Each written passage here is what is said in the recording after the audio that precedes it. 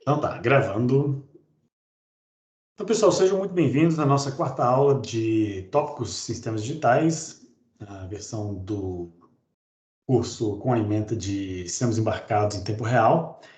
Hoje a gente tem a nossa primeira aula de laboratório, né? A gente vai fazer algumas práticas usando o microcontrolador e vai botar a mão na massa, então vamos ver como é que funciona a ferramenta de desenvolvimento e o que eu queria mais importante da aula de hoje é a gente poder navegar e aprender a navegar nos documentos técnicos da Texas, né, do fabricante do dispositivo que a gente vai usar.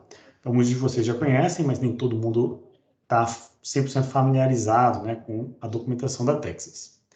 Eu vou compartilhar com vocês a tela do meu leitor de PDF.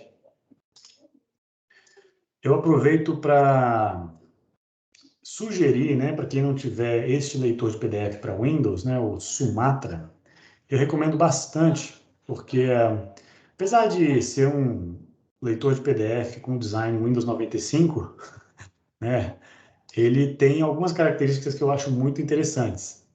Ele é minimalista, então a maior parte do espaço dele é aproveitada para o texto, né, que a gente quer ler, diferente lá do Adobe Reader, que você tem praticamente 50% da tela ocupada pelo menu de comentários, de sei lá o que eles botam de assinatura, o que são recursos interessantes, né, para trabalhar com PDF, evidentemente, mas acaba ocupando muito espaço na tela. E outra coisa que eu acho interessante é a fonte que esse leitor de PDF usa aqui para o menu dos bookmarks, né, dos capítulos dos documentos, porque permite você ver muita coisa aqui na lateral, o que outros leitores de PDF não permitem, ou fica tão grande, fica tão grosseiro, que você não consegue ver muitos capítulos ou muitos tópicos aqui na lateral esquerda. Então, nós temos aqui 3 documentos que a gente vai usar bastante. O volume disso aqui está alto. Professor, o senhor está usando o Code Composer 10 ou não?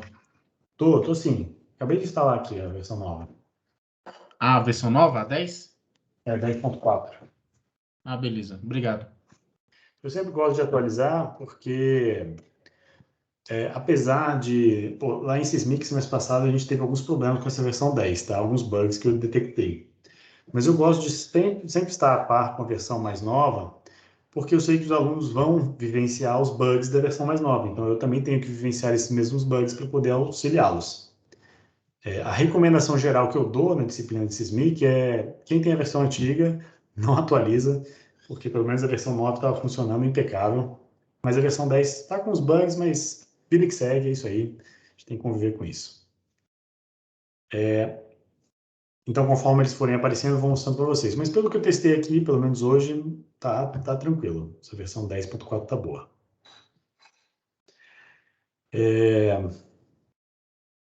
Então tá, estava falando aqui do leitor de PDF. Deixa eu conectar outro dispositivo aqui, caso eu precise usar o quadro. Beleza. Eu também gosto de ter uma janela de monitoramento para saber se o tamanho da tela tá bom o suficiente, se o tamanho da letra aparece grande o suficiente para vocês. Então, beleza.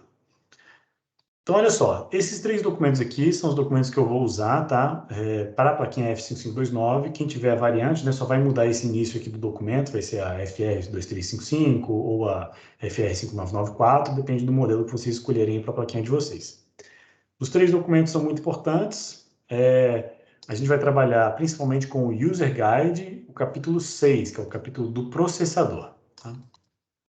O User Guide tem essa carinha, ele é feito para toda a família de microcontroladores da série 5 e da série 6, e aí inclui os dispositivos da série F e os dispositivos da série FR não, mas qual que era a outra série que tinha aqui? Bom, eu não lembro. Acho que BT. Eu não lembro se era essa aqui, que tem Bluetooth. Enfim, esse aqui é um user guide de toda a família, então ele vai falar sobre muitos periféricos, alguns deles nem tem disponível no nosso microcontrolador, mas muitos deles estão disponíveis aqui para a gente. Então a gente vai usar o capítulo 6 para lidar com o processador, aspectos exclusivos do processador. É aqui que você vai, por exemplo, ver aquela questão do tamanho dos registradores, né, que são registradores de 20 bits de endereço, que o R0 e o R1 são registradores especiais, com o bit menos significativo sempre em zero, ou seja, eles andam somente em endereços pares, de 2 em 2.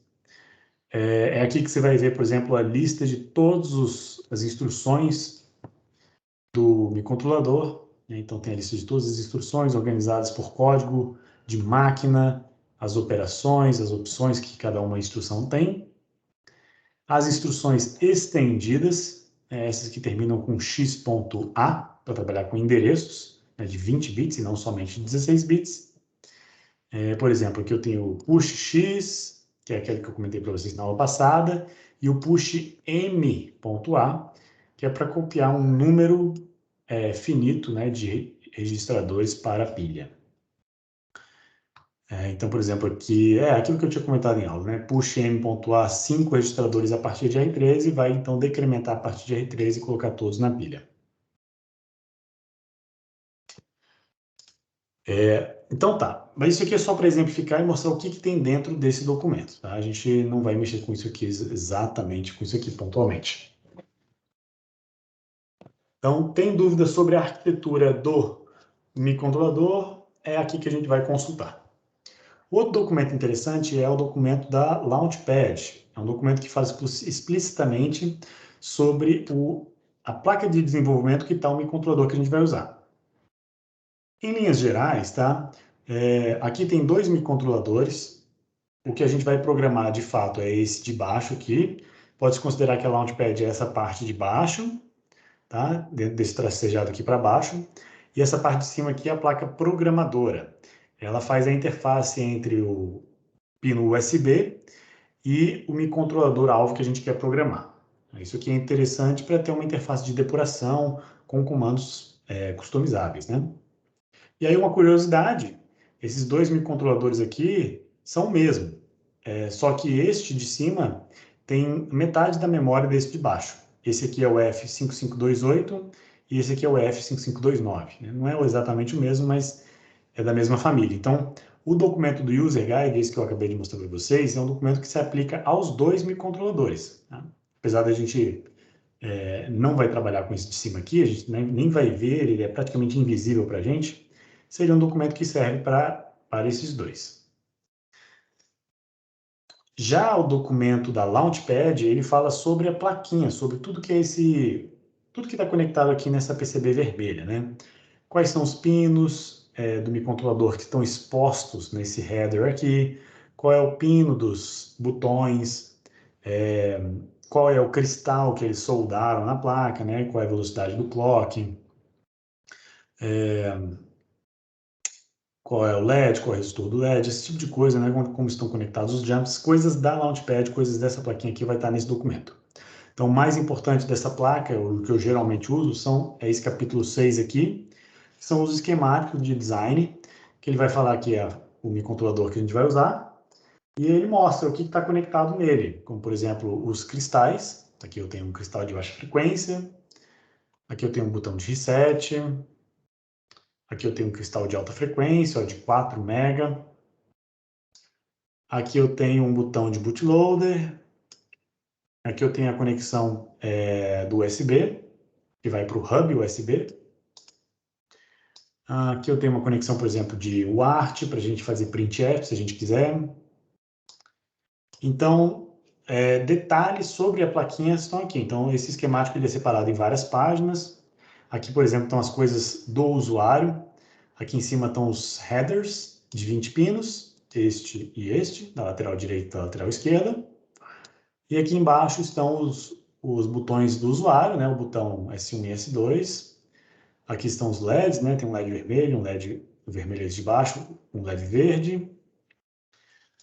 Tem os jumperzinhos de alimentação e todas as conexões entre a placa da Launchpad e a placa programadora, que eles chamam de EasyFAT, né?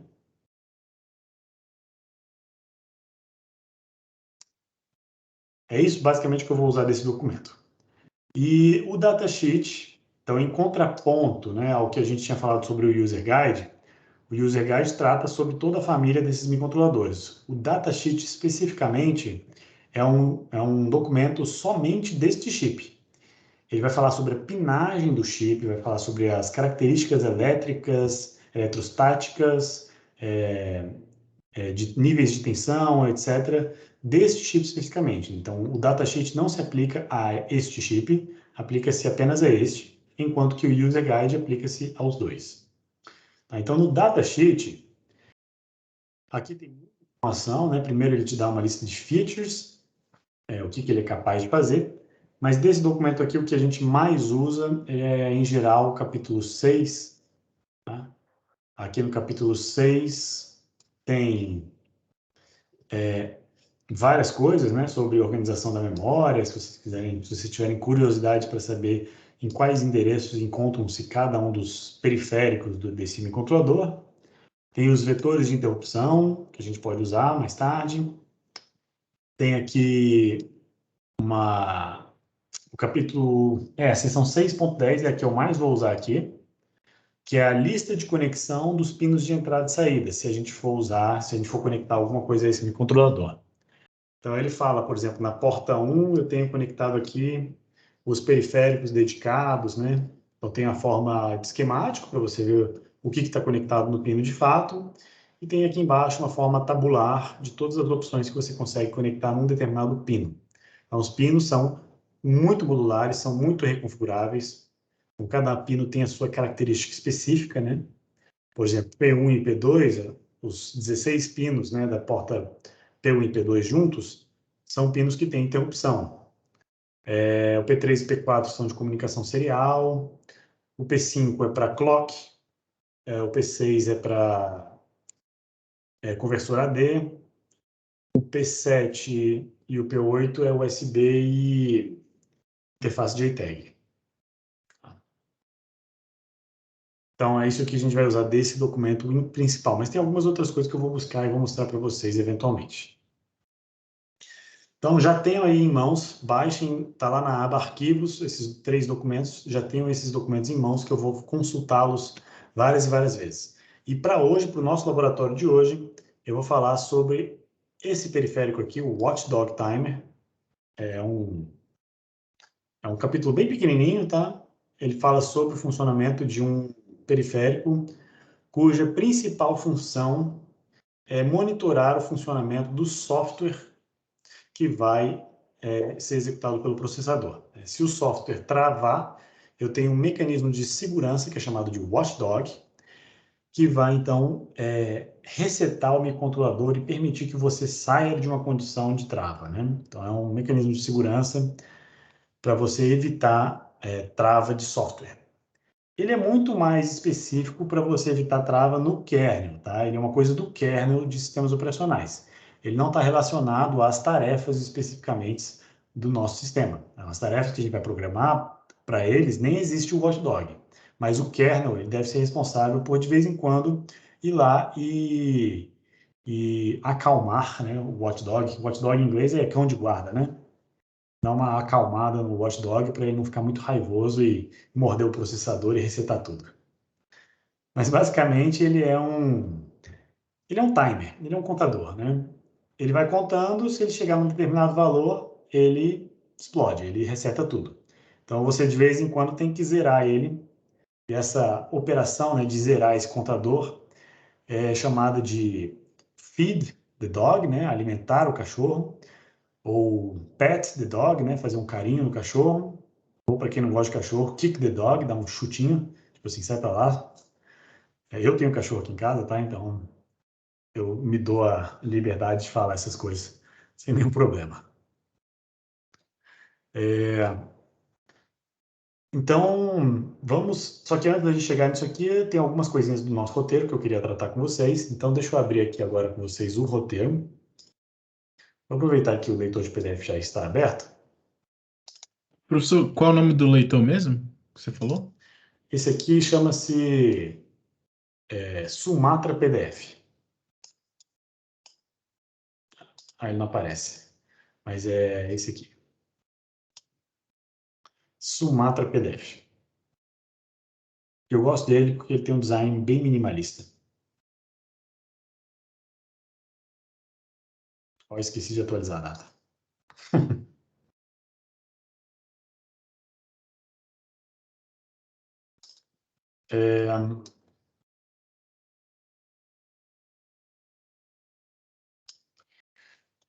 Então tá, vamos fazer aqui a leitura dessa primeira parte para a gente poder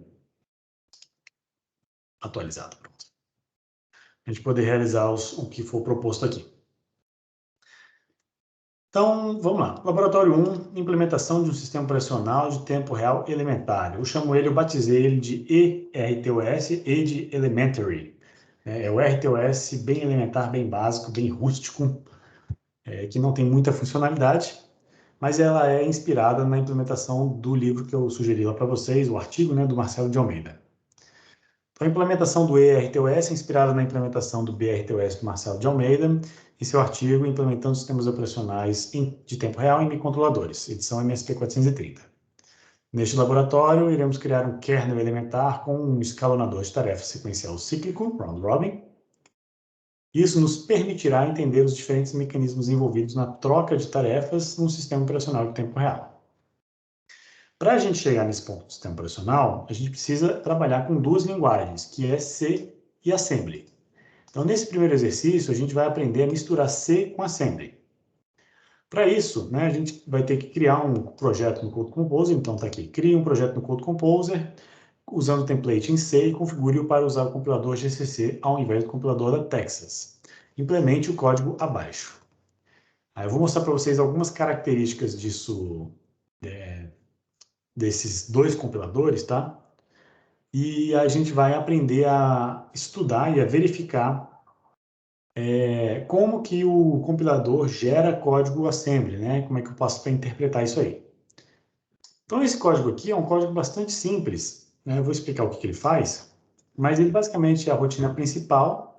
Eu declaro aqui uma variável grande de 32 bits, que eu chamei de i, e aí essa aqui é uma linha que simplesmente para o watchdog, porque senão ele vai morder o processador, né? Ele desliga o watchdog, caso contrário, o nosso microcontrolador vai ficar resetando o tempo inteiro. Então, como a gente não vai usar ainda o watchdog nesse exemplo, eu botei essa configuração para ele parar. E aqui tem uma linha para configurar o LED verde, só para a gente ver, né, alguma coisa acontecendo. E aqui eu tenho um loop infinito. Um loop infinito, um while 1, que é bem tradicional de programação no super loop, né? Você tem uma parte de configuração, a parte inicial que configura os periféricos e depois um loop infinito que vem logo embaixo. Esse loop infinito não vai fazer nada além de decrementar o contador, né? E toda vez ele vai inicializar em 25.000, vai decrementar esse contador, e ao final desse decremento, ele vai, então, alternar o valor da saída do pino P4.7, tá? Isso aqui é uma notação que é usada na Texas, a gente não vai usar LEDs aqui, tá? Eventualmente a gente vai usar um LED ou outro. Mas, para o pessoal que não fez SISMIC, né? Isso aqui é uma forma de você configurar um pino como saída.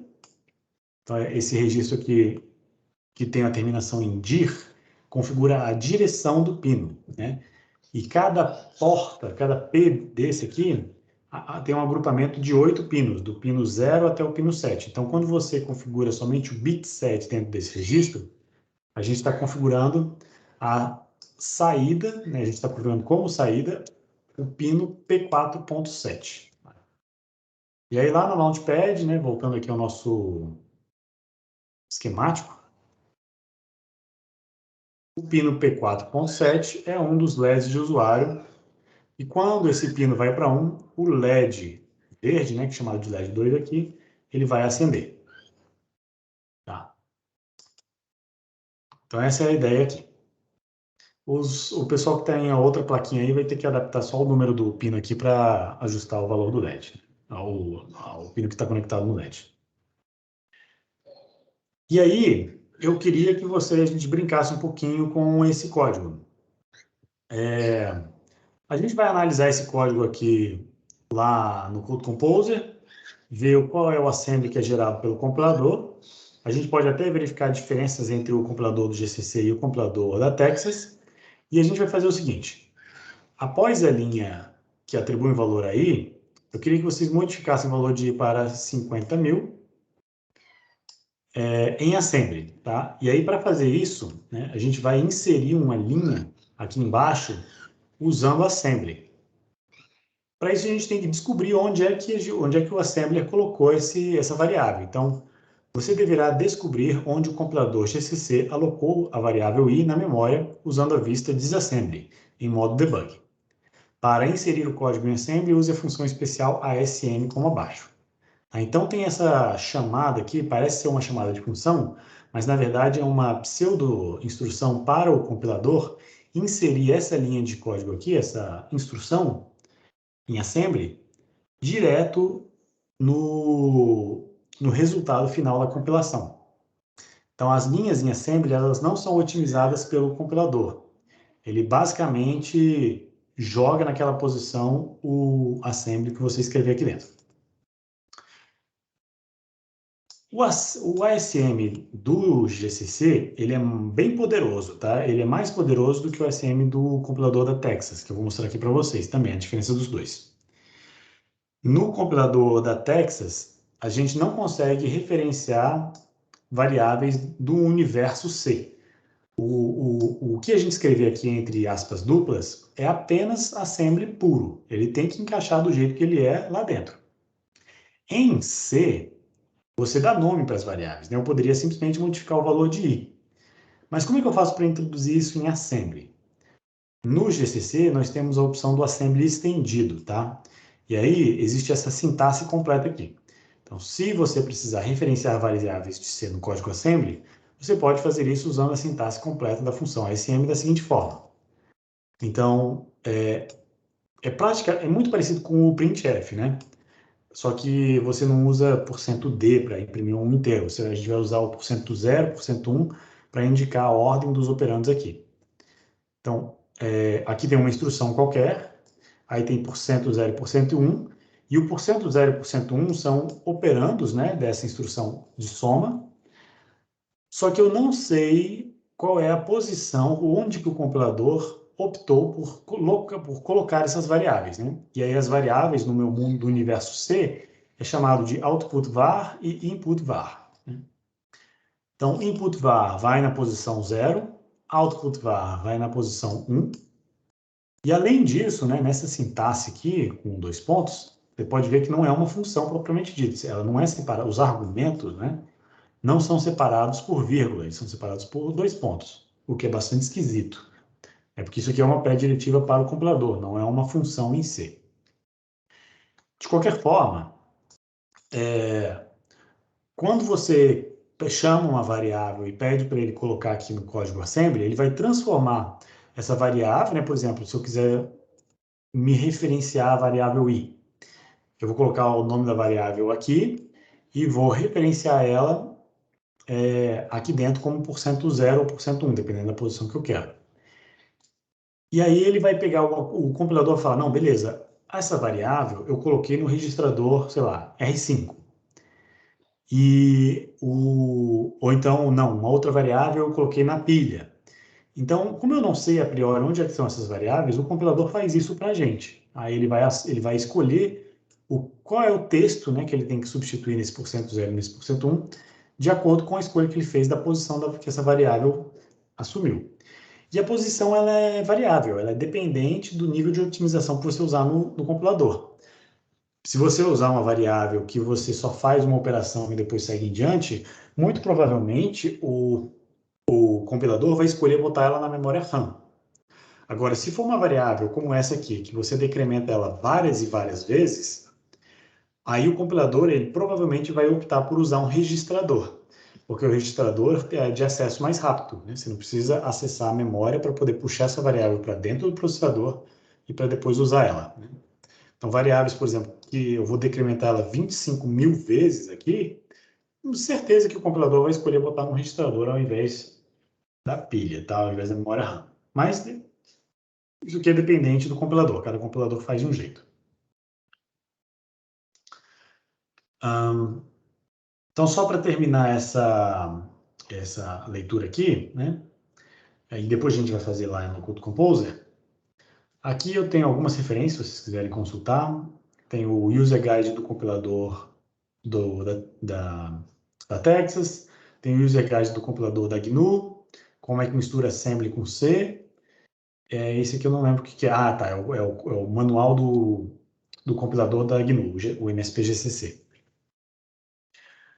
E aí aqui eu tenho algumas coisinhas a mais. Eu tenho esse dois aspas duplas aqui igual M. Tá? Essa sintaxe aqui ela é um pouco não intuitiva, tá?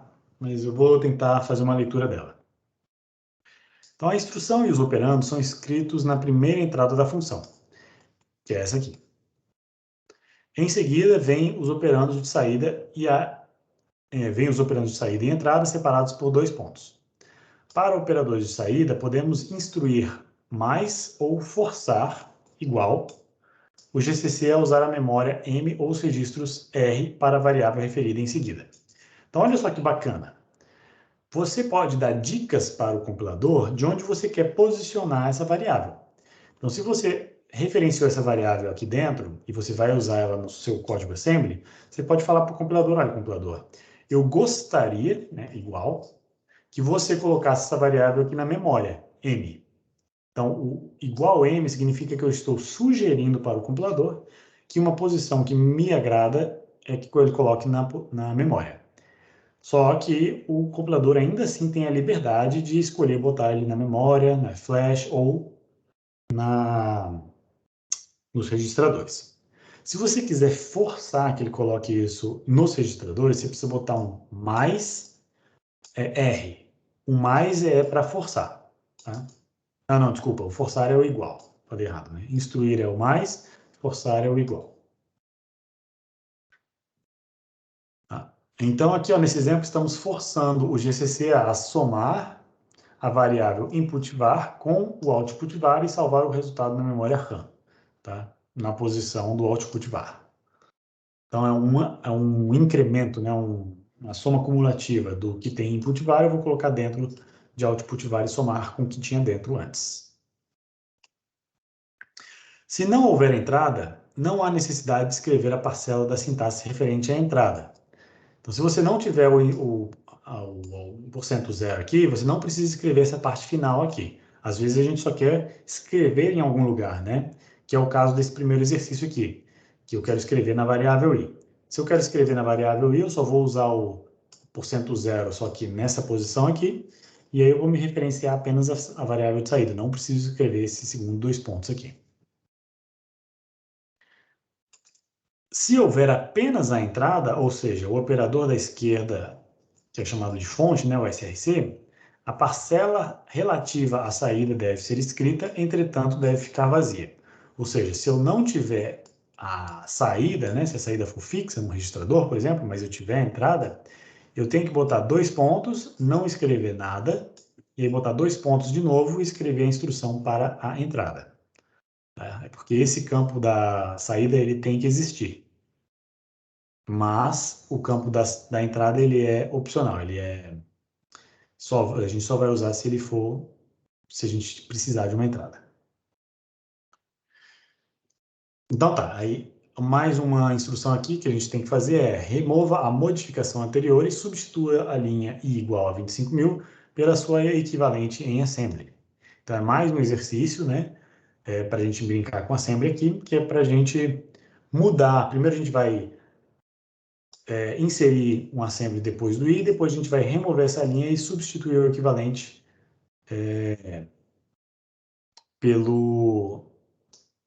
vai fazer essa atribuição aqui direto em assembly, né, para a gente poder usar essas atribuições desse tipo assim. Então tá, chega de blá blá blá, chega de falação, vamos para o Code Composer, que aí eu vou mostrar um pouquinho esses detalhes.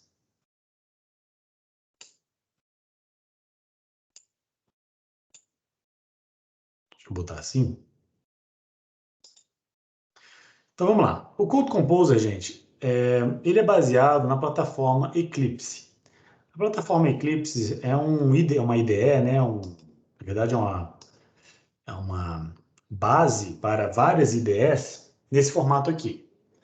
Então você tem geralmente uma lista de projetos na sua esquerda, você tem o conteúdo do código que você quer editar aqui à direita, e você tem várias abas para te auxiliar no desenvolvimento do seu código.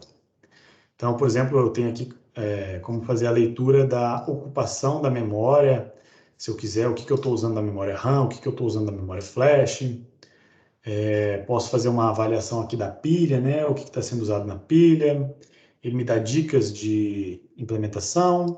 Tem o console, né? Que ele vai me mostrar a linha de código que ele usou para chamar o compilador. Por exemplo, o compilador da Texas é chamado de CL430. CL de C Language, né? Linguagem de programação C do MSP 430.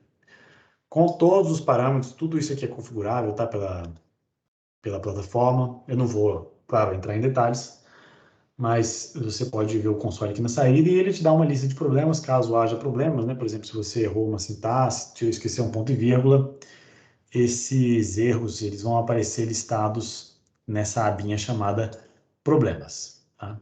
Então, por exemplo, ele falou aqui na linha tal, na linha 13, eu esperava um ponto e vírgula e não tinha. Se você der 2 cliques, ele te leva para a linha e você só muda o que tem que mudar, compila e ele corrige. Mas quem abriu pela primeira vez vai ser recebido, né, com uma tela de boas-vindas. E aí vocês clicam lá em criar um novo projeto, o que para mim é equivalente a File, New CSS Project. Então, para criar um novo projeto aqui, tem algumas coisas que a gente precisa fazer. Estou só ajustando aqui para caber na tela. Primeiro você precisa escolher o microcontrolador que a gente vai usar. Então, você digita aqui MSP 430. Aí, por exemplo, quem usar FR2555 vai digitar essa plaquinha. Para a gente que vai usar a F5529, é só digitar F5529, que ele vai achar aqui na lista, você clica aqui, e aí dá um nome para o seu projeto, né? Então, vou botar Lab Exercício 1. Aqui você tem como selecionar qual que é o compilador que você quer usar. Tem o compilador da Texas e tem o compilador da GNU. Eu vou mostrar como é que funciona o da Texas antes e depois eu vou mostrar o da GNU para a gente ver a diferença. Mas o exercício pede para a gente usar o da GNU, né? O GCC.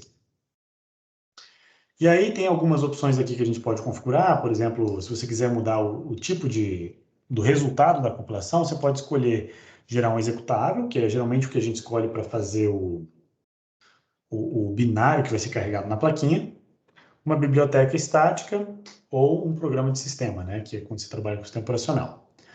Geralmente eu uso esses dois aqui, tá? Eu uso o executável para fazer o binário que vai na placa e uso a biblioteca estática quando eu quero... Quando eu tenho muita coisa, né? Uma biblioteca muito grande que eu quero já deixar ela compiladinha para não ficar recompilando o arquivo fonte toda vez, né? Por exemplo, quando a gente for usar o FreeRTOS, todo o sistema operacional a gente só precisa compilar uma vez, né? A gente não vai mexer no sistema operacional, a gente vai usar o sistema operacional. Então você pode compilar ele em forma de biblioteca estática e usar essas funções sem precisar recompilar várias e várias vezes. É claro que para esse exemplo, a princípio você não precisaria mexer em nada, basta usar o executável. E aí tem o formato da saída, tem o padrão, né, que é usado pelo Code Composer, é o ELF, tá, que é o padrão da GNU também. Mas é um padrão de executável que tem um cabeçalho que indica qual é o tipo do arquivo, qual é o tamanho do arquivo, tá? Os símbolos do compilador para o debugger. Então é um formatinho bem interessante. Aqui tem o nome do arquivo para o ligador, né? O linker. Isso aqui é tudo automático, ele faz automático. Mas ele gera um arquivo .cmd que você pode até mudar o nome se você quiser. E, bom, enfim, são os detalhes de quem quiser implementar. A gente não vai precisar mexer em nada disso, tá? Basta que você venha aqui e escolha se você quer fazer um projeto somente em Assembly, um projeto em C, e ele vai criar com um projeto vazio, né? Você pode pegar exemplos já prontos, como, por exemplo, um Hello World ou o Blink the LED, né, que é para fazer piscar o LED nessa plaquinha. Eu vou escolher um projeto vazio, para a gente começar do zero, em C, já que a gente vai misturar C e Assembly. Então, se eu quisesse, eu poderia não ter nem mexido em nada, porque eu usei todas as configurações padrões, mas eu queria mostrar para vocês as opções que a gente tem. Então, do Finish, ele criou aqui o nosso arquivo, a nossa pasta de projeto. Você pode ver que o projeto que está selecionado, ele fica em negrito, né? Para quando a gente clicar aqui no martelinho, ele compila. Então, ele cria aqui um projeto vazio somente com esse arquivo main. E aqui tem um arquivo do linker, né? Que é uma lista de endereços para as regiões de memória do nosso microcontrolador. A gente não precisa olhar isso aqui, tá? A gente não precisa nem mexer nisso aqui, mas eventualmente teve alguns projetos que eu precisei fazer alterações aqui, mas é por conta de detalhes. Então tá. Então a gente vai trabalhar basicamente nessa rotina principal, nessa main.c aqui. Tem essa pasta de debug, é onde ele vai gerar os executáveis. Então, com o projeto padrão, já posso clicar aqui no martelinho. O clicar no martelinho é o comando de build, né? Montar ou compilar. A gente fala compilar quando a gente trabalha com C, e a gente fala montar quando a gente trabalha em assembly. O build pega todos os arquivos fonte e gera um arquivo objeto, tá? São esses arquivos aqui, ó, com o mesmo nome do arquivo fonte. Então, main.object é o arquivo objeto referente a esse arquivo aqui. E no final, o ligador, né, depois de compilar todos os arquivos fontes, o ligador vai pegar todos os arquivos objetos e vai juntar num arquivo binário de saída, que é esse arquivo .out aqui. Tá? É ele que vai ser carregado na plaquinha. Também, detalhes, a gente não precisa se preocupar com isso. No compilador da Texas, eu tenho algumas limitações, né? Então, o meu exercício lá, eu sugeri a gente fazer um loop infinito. Então, só para mostrar para vocês, eu gosto de dar 2 cliques aqui na aba para maximizar e abrir mais a janela, tá? Se quiser ver em detalhes. Então, se eu quiser sair dessa tela cheia, basta dar 2 cliques novamente aqui na aba, né? Para ele voltar à sua estrutura padrão. Como isso aqui é baseado no Eclipse, tudo isso aqui é configurável, tá, gente? Se eu quiser pegar essa abinha de problemas e colocar aqui, ó, eu posso. É só clicar nessa aba e arrasta. Olha só, até deu pau aqui na tela, ficou tudo preto. Mas se arrasta e ela aparece aqui no cantinho. Então, você pode clicar e arrastar para qualquer lugar que você quiser. Então, isso aqui é bastante interessante. Então, aqui a gente vai fazer um i igual a 25.000. A gente vai fazer um while i menos menos. É um while sem conteúdos, não faz nada dentro. E depois eu mudo o estado do LED, né? Faço um P4 out. Vamos fazer um toggle do bit 7. E aí vamos aproveitar e vamos configurar aqui o P4 dia como saída.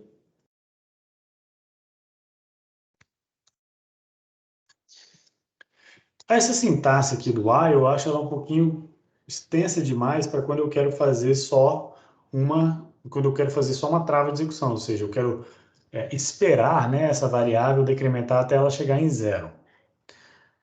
Eu prefiro omitir esses abre-chaves e fecha-chaves aqui, e aí ficaria igual um if, né? If condição, eu faço alguma coisa, né? Uma ação aqui. Essa é a sintaxe do if com uma linha no C. Existe a mesma sintaxe para o while, né? O while, se eu tirar essas abas, a princípio ele tem uma ação aqui a ser executada numa linha. Só que como eu não tenho nenhuma ação a ser executada, eu tiro essa ação e deixo só o ponto e vírgula, tá? E aí eu gosto de trazer o ponto e vírgula aqui para cima, só para deixar essa sintaxe mais compacta. Então, essa anotação aqui, né, o que a gente está fazendo? Guarda 25.000 decrementos da variável i. Era tempo. Basicamente para gastar tempo, né? Vamos botar assim, gasta tempo. Isso é para a gente ver o LED piscar, né? Para que seja humanamente possível fazer piscar o LED e humanamente visível ver o LED piscar. Interna o estado do LED. Eu pino P4.7 como saída. LED verde. Tá, então vamos compilar para ver o que dá, corrigir os erros, né? Está falando que não achou o i, então eu tenho que declarar o i aqui. O int 32ti. Olha, eu declarei como uma variável de 32 bits. Ah, tá. O pessoal está perguntando aí por que desse o int, né? O que é o int? O int é uma definição de tipo que eu gosto de usar, que na própria definição do tipo, ela dá o tamanho da variável. Eu poderia usar e substituir por um long int, né? O long int ocupa 32 bits. Nessa arquitetura, o int ele é de 16 bits. O long, pode ser só long se eu quiser. O long é de 32. E aí, se eu quiser um de 64, eu faço um long para fazer uma variável de 64 bits. E para deixar as variáveis, todas as variáveis por padrão, elas são variáveis com sinal. Para deixar elas sem sinal, eu boto unsigned para fazer uma representação sem complemento 2, uma representação sem sinal, né, dessa variável, unsigned long i. Só que eu não gosto dessa notação padrão do C, tá? Isso é uma coisa minha. Então eu gosto de usar essa biblioteca stdint, é um standard integer, que dentro dela, se você segurar Ctrl e apertar clique, ele vai para a definição das variáveis. Então, por exemplo, aqui tem o i, eu clico, dou Ctrl clique, ele me leva para a definição dessa variável. Então, se eu tenho uma biblioteca, seguro Ctrl e clico nela, ela me leva para a definição dessa biblioteca.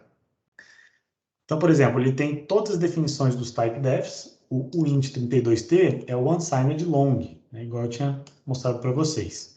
É só um typedef, só para a gente chamar esse tipo aqui com esse nome padrão. Então, o U que vem na frente é para unsigned, quando não tem o U é porque é uma variável com sinal. E depois vem o tamanho dela. Então, 8 é um char, né, ou é um byte, 16 é um int, 32 é um long, não sei se ele tem aqui 64. Acho que, tem 64, é o long, por aí vai. Então, vamos usar essa anotação que eu gosto mais, o int 32t.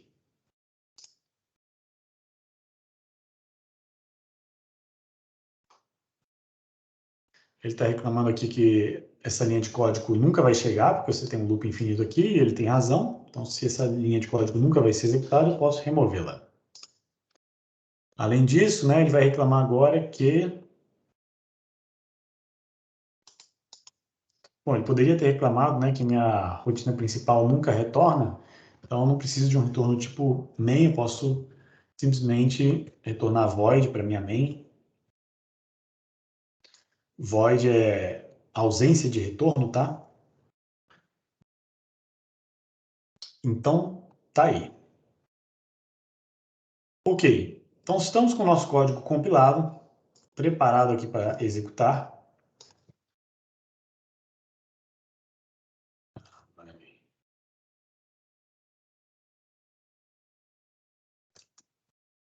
Execução. Vou deixar comentadinho para vocês poderem se referenciar a esse texto depois. Tá? Com o código compilado, o que eu tenho que fazer agora? Eu vou carregar esse código aqui lá no meu controlador e a gente vai avaliar, vamos ver, né, como é que é o funcionamento desse código. Então, eu tenho duas opções aqui. Esse menu aqui de cima eu já simplifiquei bastante. Provavelmente na ferramenta de vocês aí, ela está com muitos outros botões. Você pode configurar essas barras, se você quiser, nessa opção aqui das perspectivas, tá? O Code Composer ele tem várias perspectivas. O que é uma perspectiva? Tá? Isso é um conceito lá da plataforma Eclipse. Quando você escreve, quando você faz código, existem vários momentos de desenvolvimento do seu código, do seu programa, que às vezes é interessante que você mude um pouco a perspectiva em cima do que você está fazendo. Então, quando você trabalha com código, quando você pega e vai escrever o código, a janela mais importante aqui é o editor de texto, né? Eu quero me concentrar no texto que eu vou escrever, que vai gerar o binário. É importante que eu veja também os problemas, que eu console e os arquivos aqui do meu projeto. Quando eu for depurar o meu código, já não me interessa tanto essa janela de edição, porque quando eu for depurar, eu não quero mais fazer edição, eu só quero visualizar coisas na memória. Então, eu tenho uma perspectiva aqui de debug, ela vai ficar ativa para vocês depois que vocês depurarem pela primeira vez. Então, a vista de depuração, ela permite que você veja parte do código, você percebe que o foco aqui nem é tanto mais o código, e que você veja também as variáveis, as expressões do seu código, né? Então, você pode fazer depuração direta em tempo real aqui. Então, essa vista aqui só vai abrir para a gente quando a gente clicar aqui nesse botão do inseto, é o debug, né? Eu tenho algumas opções aqui, eu posso compilar sem programar, eu posso programar sem compilar e sem depurar, que é o flash, e posso programar e depurar, que é o debug. Quando eu clico no debug, ele faz várias coisas. Ele abre uma conexão com o microcontrolador, ele injeta o binário no microcontrolador, reseta o microcontrolador e executa o código até a primeira linha executável da sua rotina principal. E para por aqui. Então, nesse ponto, nós estamos com o nosso microcontrolador conectado. Não sei se vocês podem ver aí na câmera, no cantinho inferior direito aí da tela de vocês. As luzes verde e vermelha aqui da placa programadora ficam acesas quando ele está conectado. E aí você pode visualizar, essa aqui também é uma janela configurável. Uma das coisas que eu gosto de fazer, por exemplo, isso aqui, se não me engano, ficava aqui em cima. Eu peguei e eu gosto de arrastar aqui para baixo.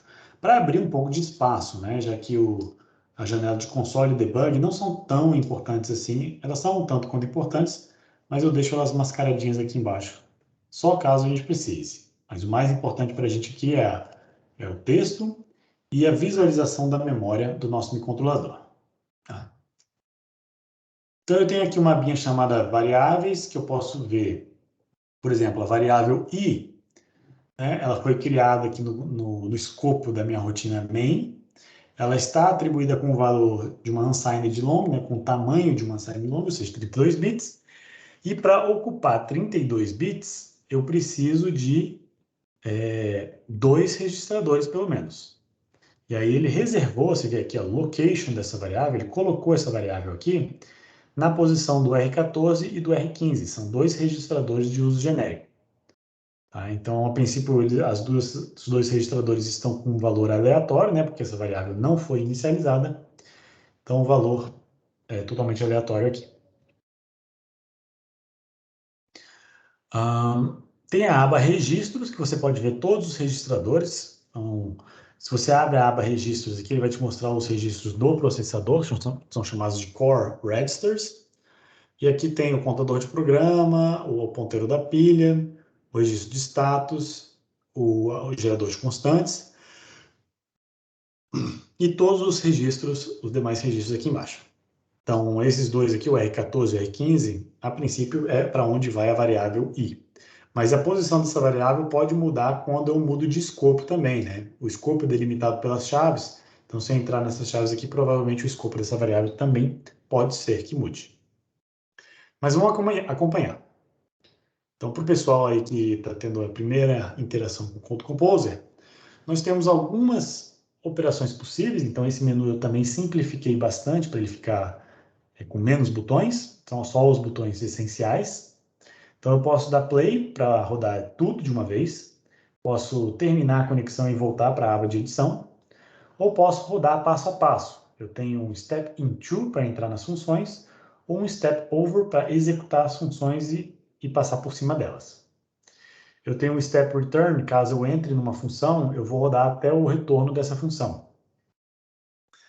Eu tenho também como carregar um novo binário, posso resetar o microcontrolador, reiniciar o código da sua posição inicial e tenho opções específicas aqui para quando a gente for trabalhar com o assembly desse código.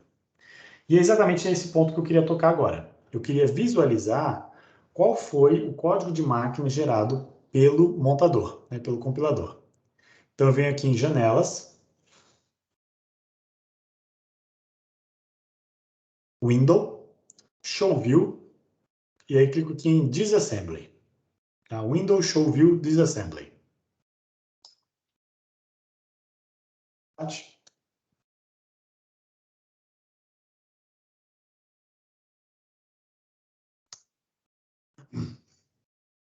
A janela de Disassembly é uma janela que permite você visualizar a mesma coisa do lado esquerdo, só que em código de máquina.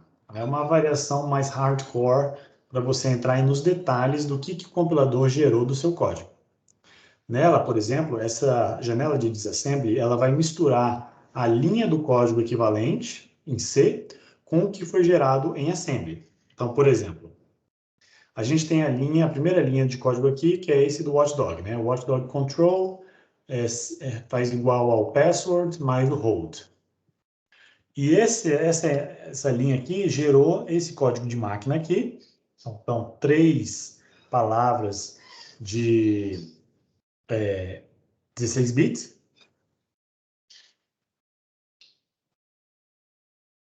E aí, ela foi traduzida na instrução move, né, já que isso aqui é uma atribuição, move do valor 5A a 80, que é provavelmente a computação desses dois valores, dessas duas macros aqui, para um registro chamado WDT-CTL, Watchdog Timer Control, né, que é esse registro aqui de cima.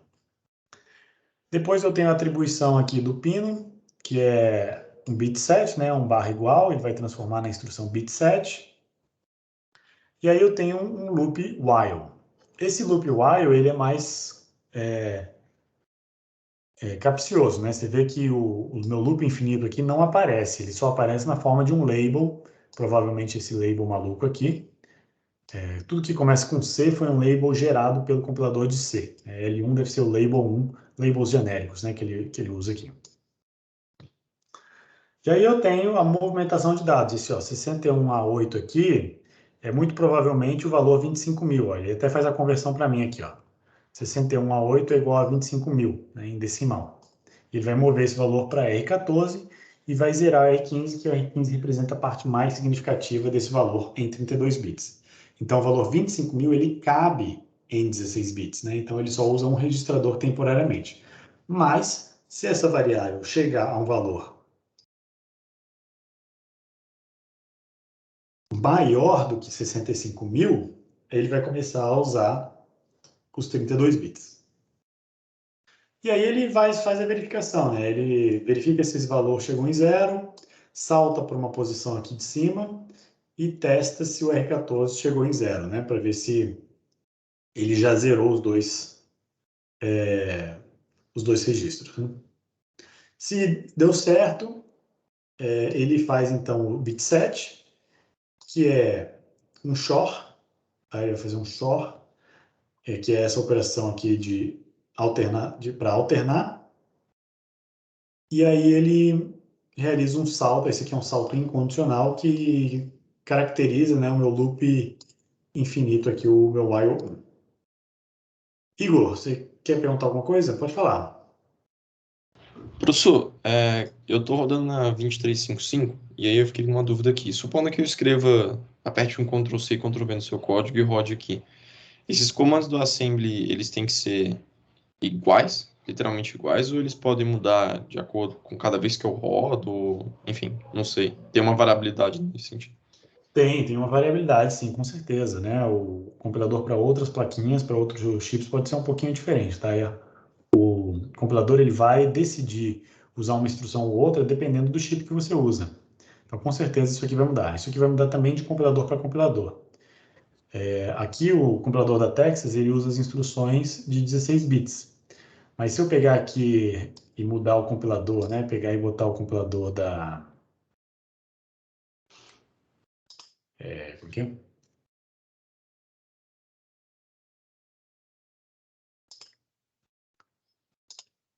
General, se eu botar aqui o compilador da GNU, se eu compilar com outro compilador, ele vai gerar um outro binário, ele até separou a pastinha aqui. Opa, inclusive está com um erro aqui.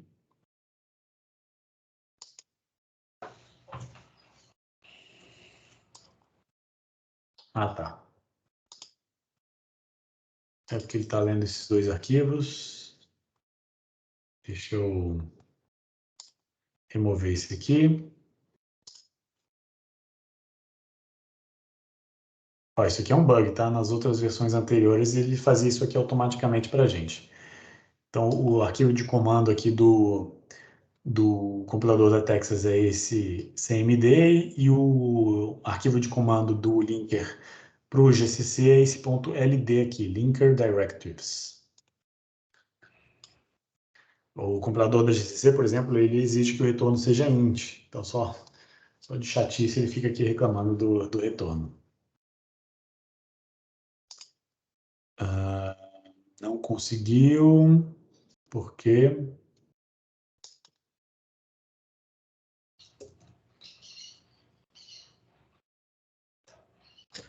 Professor, eu tô tendo esse problema aí, eu tô tendo que dar Rebuild Project. Se você clica ali com o botão direito, vai em Rebuild Project. Aí ele vai. Caramba. Curioso, hein? Eu ia até perguntar. Esse aqui também é um bug da versão 10, né? Isso aqui também não tinha anteriormente, versão 9 não tinha, não. Ainda bem que você já descobriu isso aí.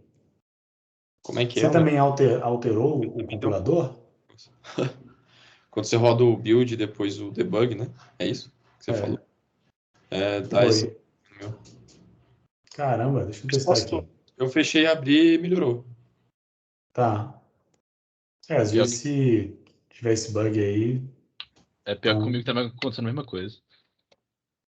Felipe? Interessante. Bom saber. Se Mas fechar olha só. fechando e abrindo resolveu lá, então? Tipo assim, não sei nem se foi fechando em abril. Do nada ele voltou a funcionar. Não sei falar o que aconteceu, não. Aham. Foi alguma Deve coisa. ter sido, né? Fechar o projeto, talvez. É. O que dá para testar também é você pode apagar as pastas de depuração, as pastas debug e ver se funciona, porque ele vai ter que recriar tudo do zero. Às vezes algum vestígio de alguma coisa que ele deixou ali. Não sei. Bom, de qualquer forma, aqui, ó, por exemplo, o compilador do GCC, ele está usando um branch para fazer um salto, tá vendo esse BRA aqui? Isso aqui não tinha no outro código. Curioso, né? Então, cada compilador decide usar instruções diferentes, se ele quiser, tá? Então, o código gerado vai depender do compilador. Cada compilador pode fazer a sua própria escolha de código gerado. Mas a funcionalidade, no final das contas, tem que ser a mesma. Então, o GCC, por exemplo, ele é bem chatinho, né? O decremento ele faz com add e addc, enquanto que o compilador da Texas, ele acho que faz com deck. Vamos ver aqui.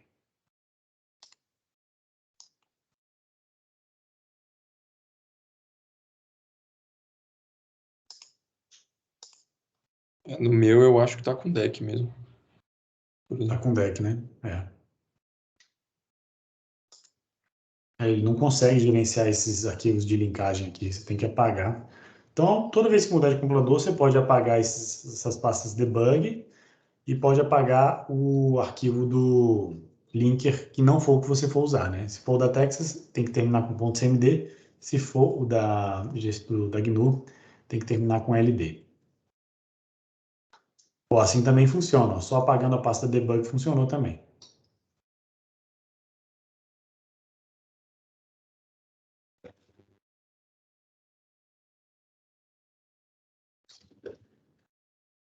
Ok. Então, vamos fazer a nossa avaliação aqui desse código gerado. Então, vamos entrar na aba de depuração. E eu vou mostrar para vocês como é que a gente insere um código assembly aqui nesse código. Então, vamos tentar inferir aqui, a partir desse disassembly, onde que está a variável i. Já falei para vocês, né? A variável i está no R14 e R15. Então, se eu quiser modificar isso aqui, eu tenho que modificar o valor. Se eu quiser modificar a variável i em assembly, eu tenho que modificar o valor do registrador R14. E aí eu faço isso usando a diretiva ASM. Então, vou fazer um move, o valor 50.000. A gente nem viu isso rodar, né? Deixa eu pelo menos fazer esse programa rodar para vocês verem ele rodando.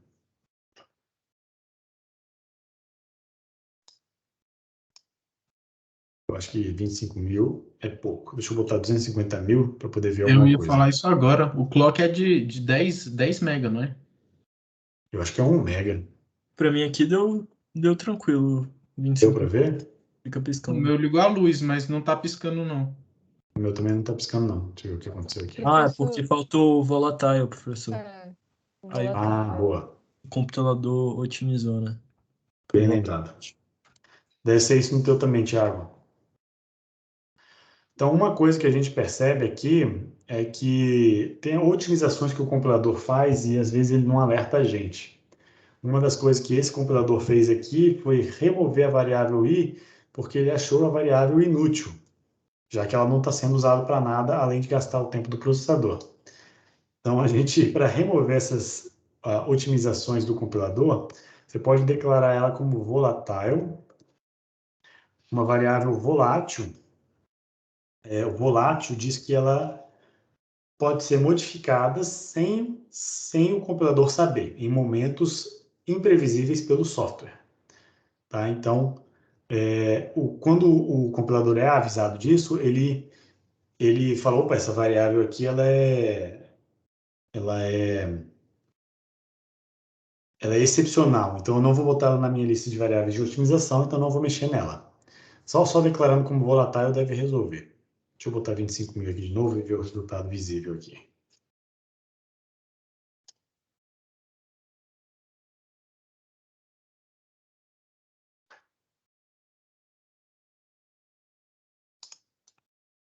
Deixa eu dar play. Ah, não, funcionou, viu, Thiago? Era só volatile mesmo. Ó, eu vou mostrar aqui para vocês na tela. O resultado esperado é esse aqui. Então, o LED vai piscar, mais ou menos uma frequência de meio hertz aí, talvez. 1 ou 2 hertz, acho que é 2 hertz aqui. Então, esse é o resultado esperado da plaquinha. Esses LEDs aqui da placa programadora, vocês podem ignorar, tá? A gente só quer ver os LEDs do usuário que é aqui de cima. Beleza, funcionou aqui também. Joia. Ah, eu saí sem querer. Eu quero ficar aqui no debug para a gente fazer a inserção do código em assembly. Então vamos lá, agora vamos mexer no registro R14 direto. Vou fazer aqui um ASM, Professor, move. compartilhar aqui para mim, tá certo? Ah, boa. Eu esqueci de voltar, porque eu parei de compartilhar para mostrar o MSP, né? Agora tem que voltar a compartilhar. Então, voltando aqui para compartilhar, eu tenho que, então, depois da linha do i, o que está sugerido lá no roteiro, é pegar depois dessa linha aqui e modificar o valor de i direto em assembly. Então, eu faço um ASM, move, eu vou botar 50.000 para o registro R14, que é onde está salva a variável i. Modifica i para 50.000.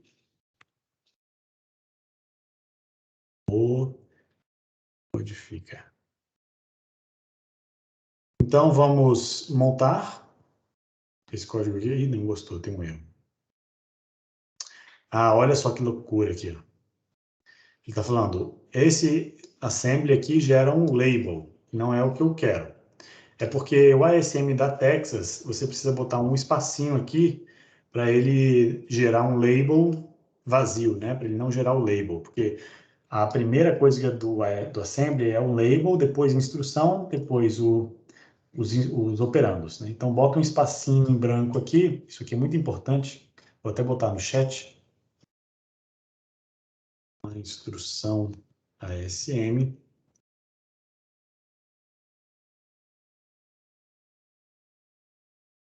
Lembrar, colocar um espaço em branco antes da instrução.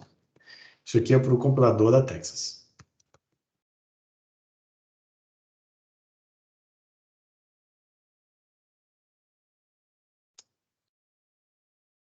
Então vamos testar, vamos ver se vai agora.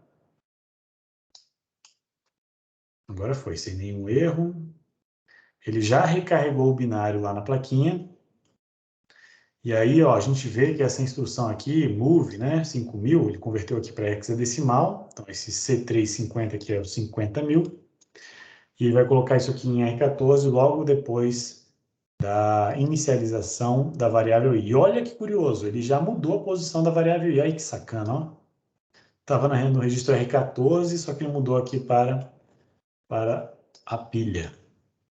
Então não vai funcionar mais. Você viu que eu colocar um código diferente aqui, o compilador mudou de ideia e mudou a posição da variável i. Olha a sacanagem que ele fez. Então vou mudar esse R14 aqui, vou botar em 0SP. Ah, deve ser porque eu modifiquei o registrador e falou, não, o usuário tá usando esse registrador, vou botar em outra posição, né? O compilador deve ter pensado isso. Se eu fizer isso aqui, deixa eu ver se ele muda de volta para o registro. O meu também aconteceu isso, professor, mas foi porque colocou aquele volátil lá. Aí ele mudou pra pilha. Ah, tá. Ah, sim, volátil não pode estar no registrador, né? Ele deve botar na memória, por segurança. Interessante, bem interessante. Então, botei os 50.000 aqui na primeira posição apontada pela pilha, tá? O 0SP, que é onde ele está salvando agora a variável i. E ele vai carregar, então, esse valor para R14 e R15 e vai usar aqui dentro. Porque, olha só, dentro do loop, né, dentro do while 1, ele usa muito mais frequente essa variável. E aí, ele, em vez de ir na memória, buscar essa variável e alterar na memória, ele puxa para dentro do registrador e opera em cima do registrador. Então, fazendo essa modificação, vou dar play.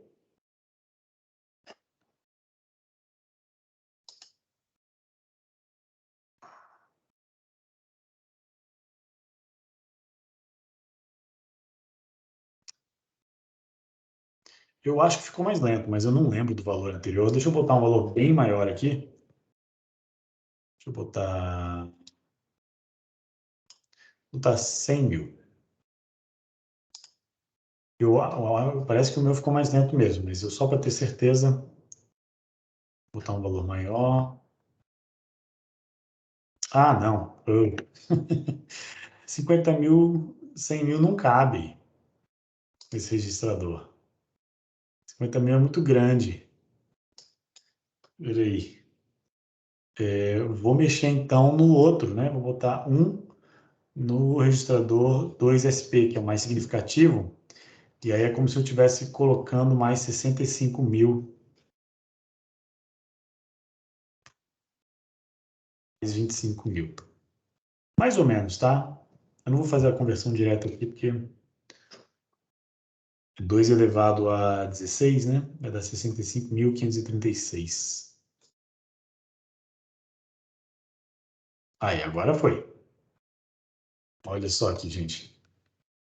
Então, eu vou parar de compartilhar para vocês verem minha tela, para vocês perceberem que agora o LED está piscando muito mais lentamente do que antes. Antes estava o quê? Em uns 2 Hz, né? Estava mais rápido. Agora talvez esteja em meio Hz aí. Bem lento mesmo. Professor, Ô, Larissa. eu só tô com uma dúvida. Eu não entendi bem como usar o stack pointer, como você usou o stack pointer ali no assembly. Tipo, como isso é igual ao Wii, no caso. Ah, sim. Eu detectei que o i, tá, ele foi posicionado na pilha por conta dessa instrução aqui, ó. Essa linha i igual a 25.000, ela atribui um valor, 25.000, à variável i. E aqui, no código que foi gerado pelo compilador, ele usou a instrução movex.a para atribuir o valor 61 a 8, né, que é 25.000, para a posição 0SP. Então, a posição 0SP, que é uma posição que está apontada na memória RAM, ela é a posição inferida da variável i, por conta dessa leitura aqui. Aí, o que eu fiz? Sabendo disso, logo em seguida, eu mexo na pilha. Eu vou lá no 2SP e modifico o valor. Por que 2SP, né? Porque a variável i, como é uma variável de 32 bits, a gente tinha citado ela como uma variável de 32 bits, ela ocupa 2 posições na pilha. Não, então teria que ser 1SP aqui. Por que deu certo, hein?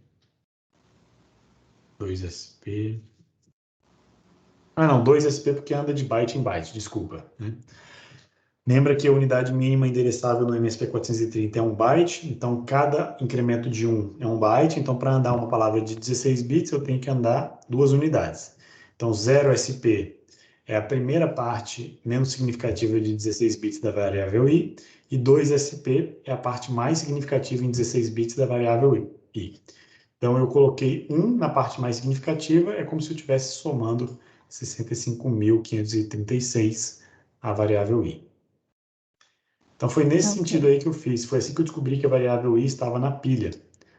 E aí, por conta desse tamanho aqui, ser uma variável de 32 bits, eu sabia que essa variável se estendia, né, não só para 0SP, mas também para 2SP. Ela ocupa, na verdade, 4 posições. É 0SP, 1SP, 2SP e 3SP. Tá? Ok. Não, ok, deu pra entender. Obrigada. Beleza. Tá. Então, esse era o primeiro exercício, né? Agora eu vou deixar vocês brincarem um pouquinho para transformar isso aqui no assembler estendido. Uma coisa que vocês vão perceber é que se vocês estiverem trabalhando com o compilador da Texas, ele não vai aceitar o 2 pontos. O 2 pontos assim, ele vai falar, opa, eu de sintaxe. Eu não aceito isso aqui. Então, nesse caso aqui, você precisa mudar de fato para o compilador do GCC. Então, a gente tem que mudar para o compilador da GNU. Eu vou apagar esse cara aqui. Vou apagar as pastas de debug. E vou compilar novamente para ver o que ele faz. Faltou string, né? Faltou igual, memória, que é o que eu queria substituir aqui.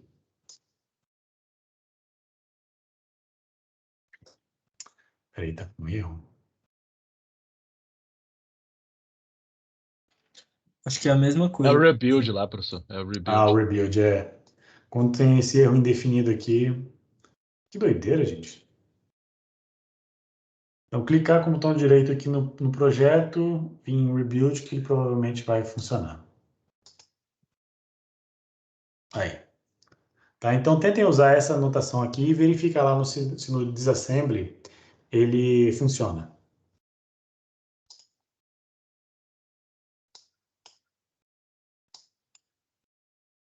Aí eu vou dar para vocês 20 minutinhos e a gente termina a aula com esse exercício.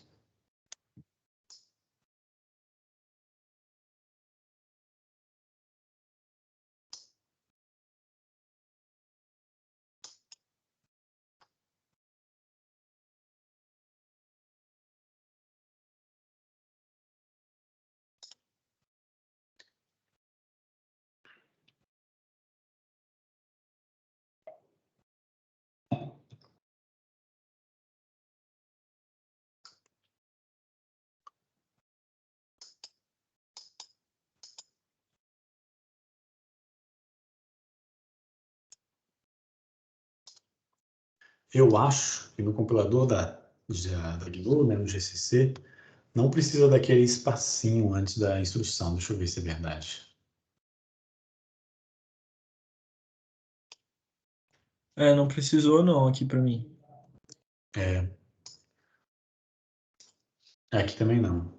Mas continua dando o problema do rebuild lá. Eu deletei a pasta da GNU, compilei de novo. E se vai. Parece que foi.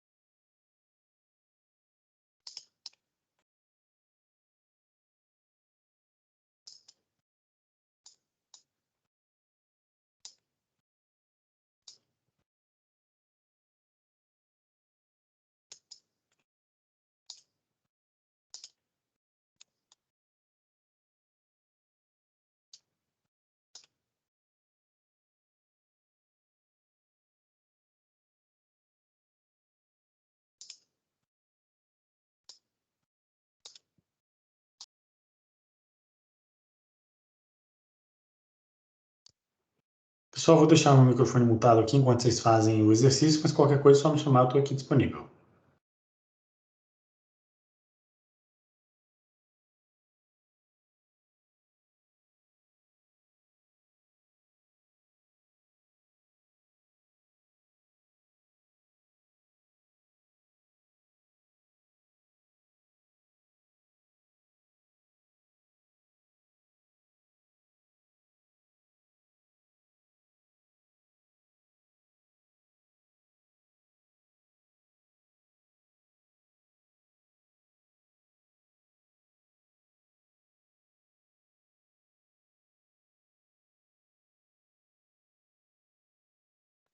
Professor, uma dúvida.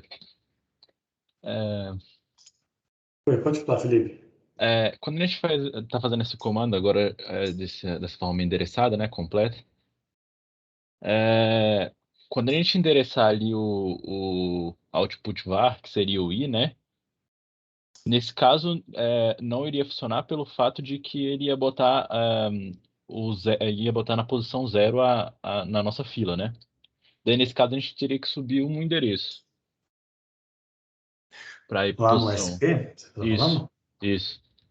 Tá, quando você usar a variável, né, o nome da variável, você não Uhum, precisa mais localizar a variável no código assembly. Na verdade, esse assembler estendido que o GCC fornece para a gente, uhum, ele é uma mão na roda, porque você não precisa ficar procurando onde que o compilador decidiu colocar a variável.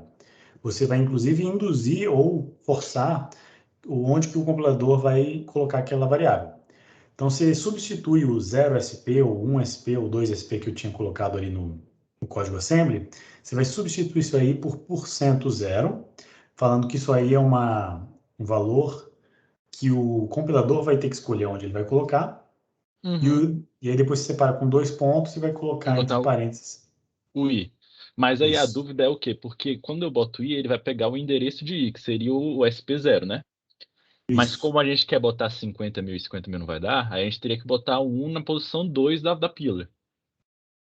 Daí nesse caso a Ah, gente, entendi. daí nesse caso a gente não quer o endereço de memória na posição 0, isso é na posição 2. Tá. Aí você pode fazer essa instrução em C, né? Mas tenta fazer do jeito que eu sugeri, tenta botar 50.000. 50.000 é para caber, tá? E vai ficar um pouquinho mais lento. Ou tenta ir no sentido contrário, tenta diminuir essa variável. Em vez de 25.000, bota 10.000 que você vai ver ele piscando mais rápido. Acho que vai ser mais fácil de perceber. Beleza, beleza. Valeu. E aí cabe na variável. Uma outra forma, outra sugestão que eu iria dar, em vez de colocar o nome da variável i, você poderia botar uma expressão em C testar, né? Eu não sei se funciona, nunca testei, vou testar aqui agora. Mas botar uma expressão em C, que é botar o E comercial I mais um, que é como se fosse você dê referência, você pega a referência do I, né? Você pega o endereço de onde está o I, soma um, para poder andar de 1 byte, e aí atribui o valor que você quer. Quer dizer, o mais um em C, ele depende do tipo da variável, né? Então, se é uma variável de 32 bits, isso aí provavelmente não vai funcionar, porque ele vai andar 32, vai andar 4 bytes, né? 32 bits ao total. Mas é uma coisa que a gente vai ter que testar aí, vamos ver. Eu vou testar aqui e já te reporto. Beleza, professor.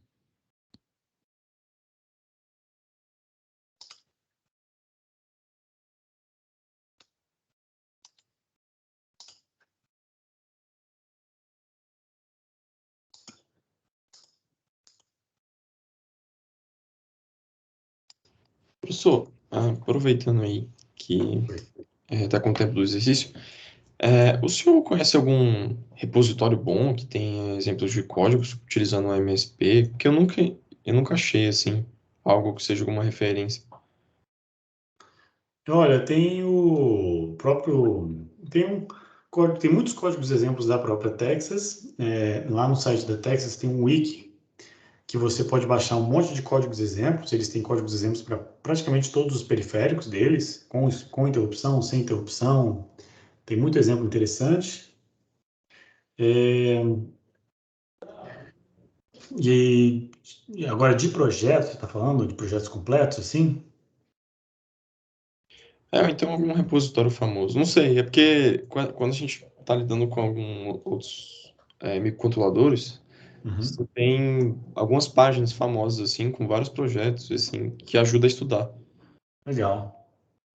Eu pessoalmente nunca precisei, então eu não sei te dizer onde é que tem isso aí. Mas eu sei onde tem os códigos exemplos da própria Texas, né? Eu posso te passar. Tá, Deixa eu ver beleza. aqui. Valeu.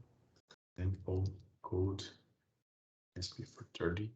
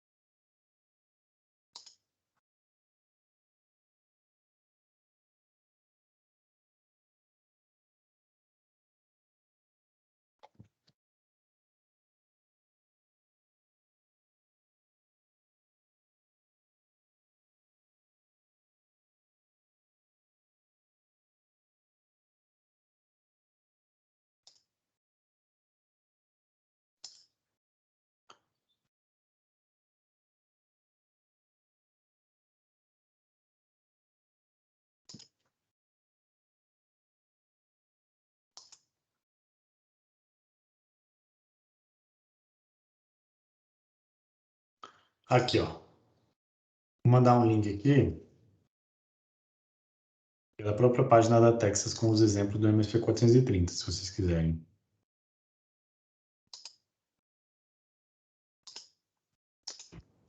Obrigado.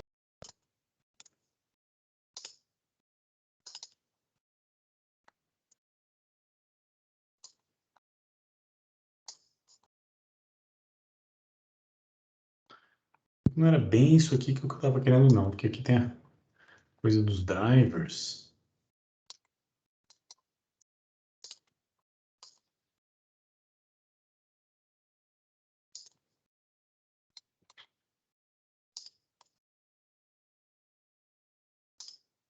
Uh-uh.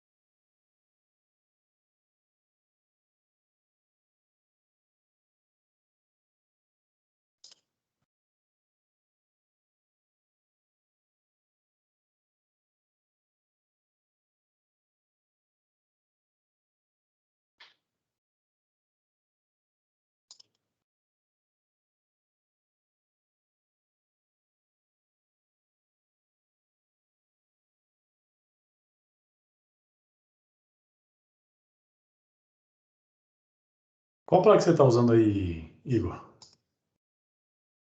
Eu estou usando a 2355.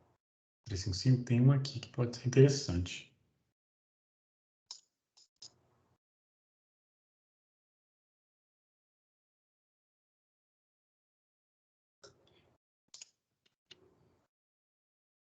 Esse é um outro link que eu achei, mas não é exatamente da sua placa, mas deve ser muito semelhante. Eu acho que eu achei um aqui que é Software Examples. É isso aí. Vou até mandar aqui caso alguém tenha. Não sei se é esse aqui. Mandei. Esse é o primeiro que eu mandei, esse tipo. Só que aí. Só que é da 2355. Ah, legal, legal, legal.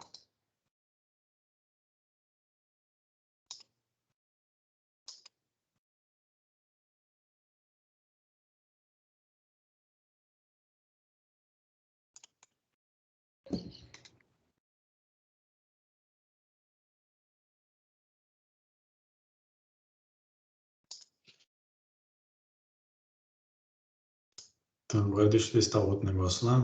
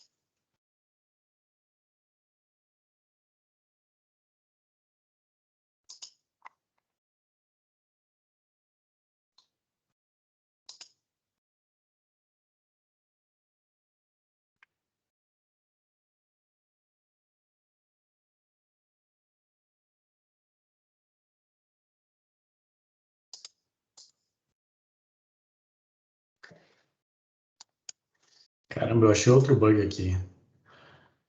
No meu Code Composer, ele perdeu o arquivo de referência dos símbolos. E aí o debug não está mais fazendo o link entre o disassembly e a janela C do C. Vocês tiveram isso aí no de vocês? Não, aqui não aconteceu isso não, por enquanto. Tá Aqui também não, tranquilo, né? professor. Olha só, caso aconteça, ele fica assim, ó. Ele mostra break address at endereço tal, que é a primeira linha, with no debug information available. E aí o disassembly fica só o código assembly.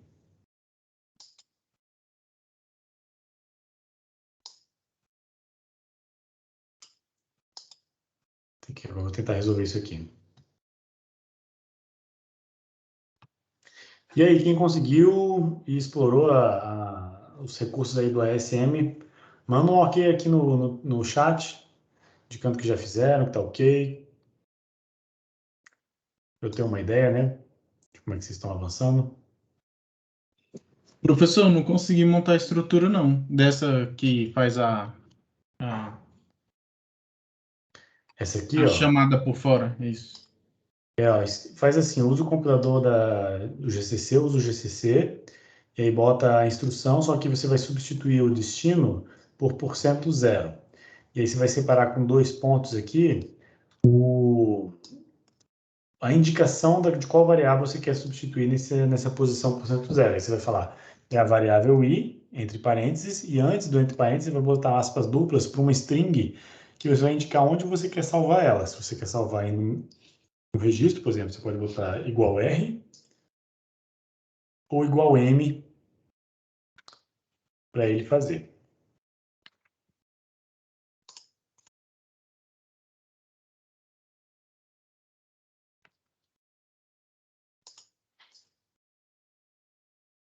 Ah, entendi. Deixa eu ver se ele vai para... Ih, teve ó. Professor, só outra duvidazinha, antes de eu fazer um negócio de erro. Pode falar. Nessa segunda, nessa estendida aqui, quando surgiu a dúvida aqui, que quando você bota esse input var, né, seria o input, a variável input no qual você queria colocar dentro da output, né? Aham. É, aqui ele pega o valor ou ele pega o espaço em memória? O endereço em memória. Geralmente você dá o nome da variável e ele vai pegar a referência dela, né? Ele vai pegar a posição para colocar no código C, Isso. mas a princípio é o que você colocaria numa atribuição do tipo de igualdade. Então, output var igual a input var. É basicamente o que está desse lado aqui que você vai pegar e botar entre parênteses. Porque pode ser que você queira escrever dentro de um ponteiro. Então, seria pointer, né? Sei lá, você quer referenciar um ponteiro e escrever na posição apontada pelo ponteiro. Então, você colocaria asterisco pointer, né? Dentro, Uhum, dentro dos parênteses. Mas se entendi, você quiser pegar, colocar dentro da variável, aí seria só output barra, dessa forma. entendi.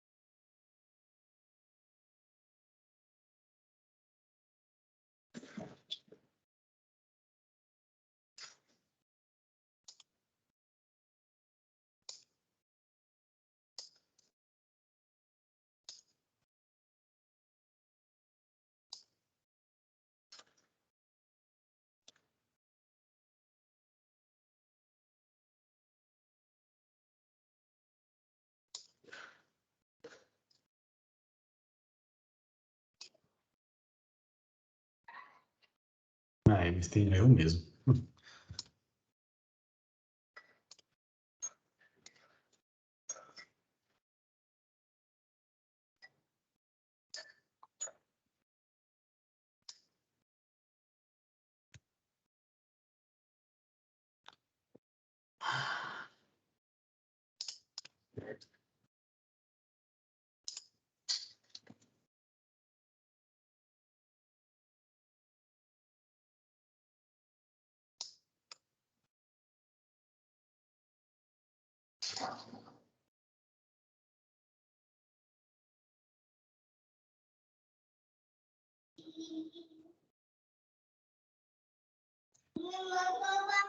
Professor, tenta desconectar e conectar de novo a sua MSP para ver se o assembly volta. Ah, no seu funcionou, é? Não, é porque eu lembro disso aí já ter acontecido comigo com ST, né? Eu acho que não é necessariamente um bug, mas às vezes Talvez um acontece. problema de conexão. Que o ST também usa Eclipse, né? Sei. É. Não, mas o negócio é o seguinte, se você pegar a versão nova do Code Composer, isso aqui não acontece, não. É uma coisa de versão, mas eu vou tentar. Deixa eu só testar o que eu estava fazendo aqui.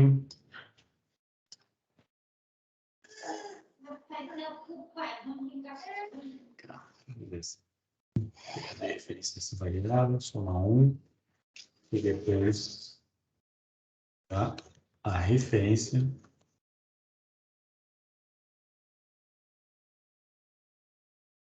É complexo, mas vamos ver se compila. Aparentemente a sintaxe está ok.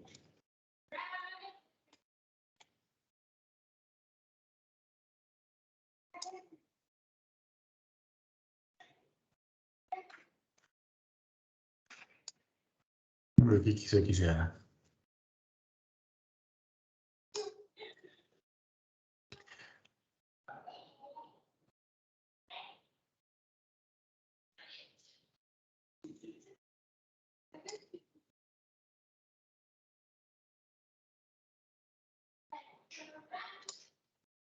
Aí o problema. Ó, aquilo que eu tinha te falado, Felipe, do botar o O mais um, né? Eu vi ali. mais um aqui, ele É. pegou, ele andou A4. de 4 em 4, porque ele pegou uma variável de 32 bits. Sim. Ele andou 2 pilotos na fila. Foi. Então teria que fazer uma coisa mais mirabolante ainda, sei lá. Para fazer isso funcionar, teria que ser algo do tipo, eu tenho que pegar esse endereço, dar ele como um ponteiro para byte. É mais mirabolante, né? Aí você pega esse ponteiro para byte e dereferencia ele. Aqui agora vai. A expressão ficou muito feia.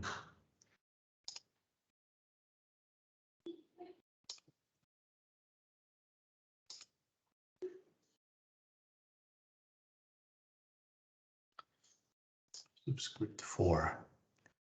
Ele botou mais 4 ainda. Por que será? Ah, tá. Porque isso aqui tem que vir aqui dentro. Eu tenho que reinterpretar este cara apenas antes de somar o mais um.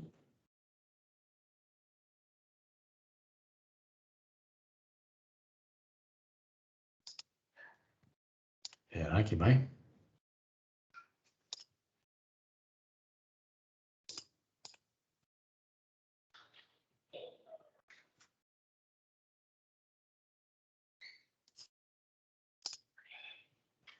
Vamos ver o que ele gera.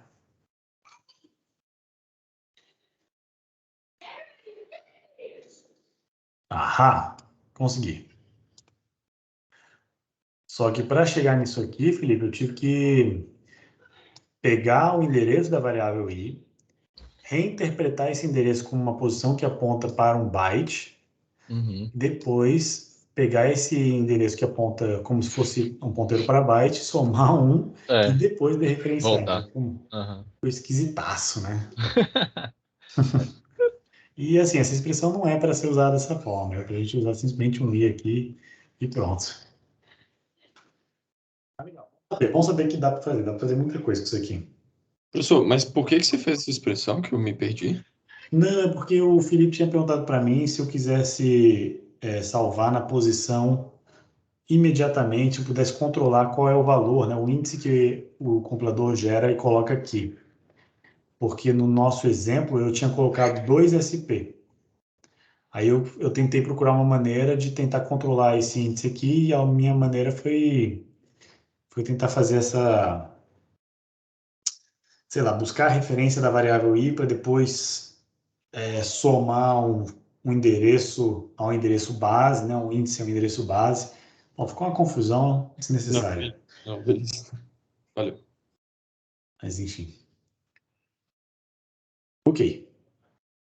Então tá, gente. Poxa, eu tô sentindo que eu avancei pouco na aula de hoje. Deixa eu ver onde é que a gente parou no roteiro.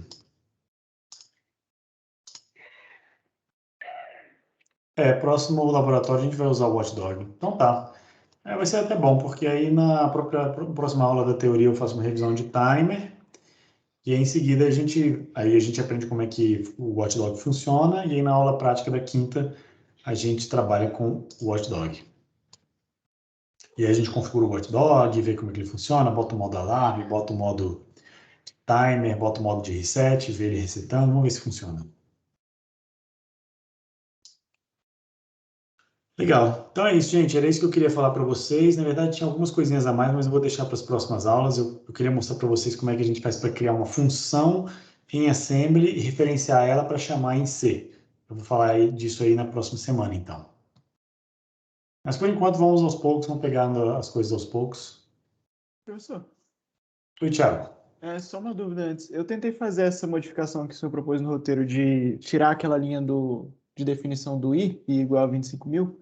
Aham. Aí eu tentei fazer só com move, mas não funcionou. Aí eu vi que no meu assembly ele gera um clear também. O clear deve ser quando a gente declara a variável, porque o padrão do C é ele zerar as variáveis que você declara, a não ser que você peça explicitamente para ele não fazer isso. Entendi. Mas deixa eu testar aqui no meu. Vou apagar o i igual e aí vou ver aqui o que dá. Beleza. O certo seria só botar um move 25.000 em assembly? Mover 25.000 usando aquela expressão, a segunda expressão que a gente gerou, né? Usando o parênteses i como saída, variável de saída. E aí só Não, isso, tá então. faltando. Tá faltando aqui um negócio.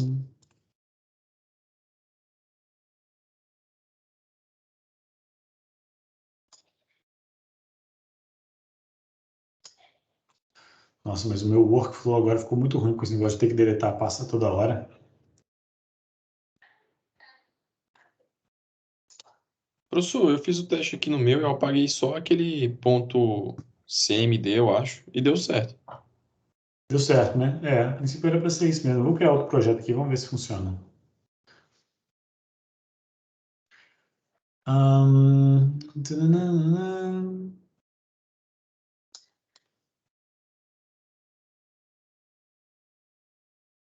50.000, consegui aqui, ó. O meu ficou assim. Foi Thiago, né, que perguntou. Isso. Professor, acho que sua tela parou de compartilhar, se você conseguir Vou compartilhar também. agora. Uhum. O meu ficou assim, ó. Eu apaguei aquele i igual e aí botei só dessa forma aqui. Move 50.000 para a variável do porcento zero, e essa variável do porcento zero vai ser a variável i com a sua posição forçada para ser na memória. E aí ele traduziu isso aqui nessa expressão aqui, ó. Move 0 para isso aqui. O seu botou, além disso, um clear, O meu apareceu um clear.w. o clear é uma evolução ainda, porque como a variável i é uma variável de 32 bits, só um move, né, porque isso aqui é um move.w, é uma instrução que só acessa 16 bits, ele vai acessar somente a parte menos significativa dessa variável. E aí o compilador, ele pode, se ele quiser, se precaver e zerar a parte mais significativa. Então, talvez seja daí que venha o clear. Ele está zerando a parte mais significativa da variável i. Assim, entendi. É porque quando eu tentei substituir aquele i igual a 25.000, e aí eu movi 25.000 também, o meu LED parou de piscar, então eu não sei se era só isso que eu tinha que fazer. Talvez é porque tenha coisa já na pilha e ele está decrementando uma variável muito grande e aí está demorando muito tempo para ele piscar. Deixa eu testar aqui o meu, da Play. Está acontecendo com o meu também. O meu está decrementando uma variável aqui, ó. Vamos ver o que tem de fato nessa variável. Olha o tamanho do R14 aqui, ó. Exatamente. Ele estava com lixo na memória e ele pegou o lixo, provavelmente... Vamos ver lá na pilha. Então, você abre aqui Window, Show View, Memory Browser. Vamos lá para a posição da pilha. Ó. A pilha está aqui no 43F8, 0x43F8. Olha aqui, ó. Esse é o nosso culpado aqui, ó. Essa é uma variável muito grande, né? O tamanho dela é muito grande. Então, tinha lixo na pilha que foi levado junto. Pelo menos a minha instrução aqui, isso aqui, ó, não foi suficiente para zerar a parte mais significativa da variável i. Então, eu teria que adicionar aqui um ASM move, fazer assim, move 0 para 2SP.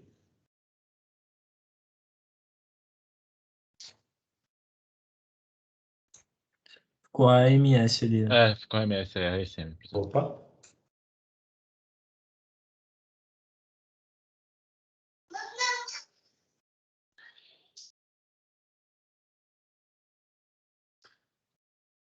Agora, se eu der play...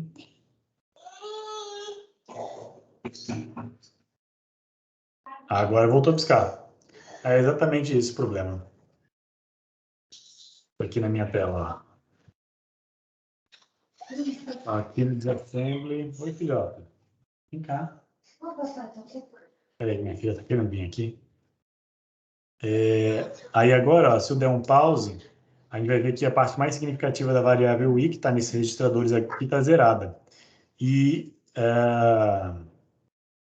aqui no Memory Browser, na pilha, eu só tenho a parte menos significativa rolando.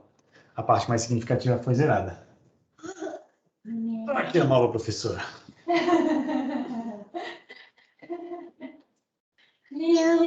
Olha aqui o pessoal, né? Olha aqui, Maria. Que bonitinho. Ai, meu Deus, que coisa mais fofa. Tava aqui batendo na porta, louca para entrar. Vai Então, ser pessoal, é engenheiro isso aí, ó, também. MSP 430.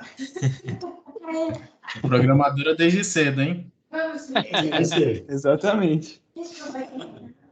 Vai lá, vai lá. Vai lá. Então tá bom, pessoal.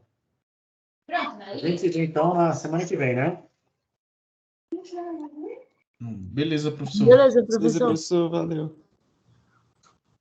Valeu. Tchau, tchau. Até mais, Fala, professor. professor. Até Valeu. mais. Tchau, tchau. Tchau.